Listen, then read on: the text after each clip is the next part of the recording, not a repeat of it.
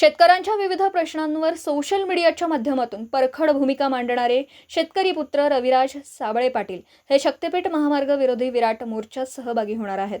पलूस कडेगाव खानापूर संघर्ष समितीचे निमंत्रक ॲडव्होकेट दीपक लाड यांनी ही माहिती दिली. मंगळवार 21 ऑगस्ट रोजी सकाळी 11 वाजता विश्रामबाग येथील क्रांतिसिंह नाना पाटील पुतळ्यापासून सांगली जिल्हाधिकारी कार्यालयावर हा मोर्चा काढण्यात येणार आहे. खासदार राजू शेट्टी, आमदार जयंत पाटील, विश्वजित कदम, सतेज पाटील, रोहित पवार, खासदार विशाल पाटील यांच्यासह शेतकरी नेते सहभागी होतील. शक्तीपीठ महामार्गामुळे बाधित होणाऱ्या शेतकऱ्यांच्या प्रश्नांवर रविराज साबळे पाटील कोणती भूमिका मांडणार याकडे लक्ष लागले आहे.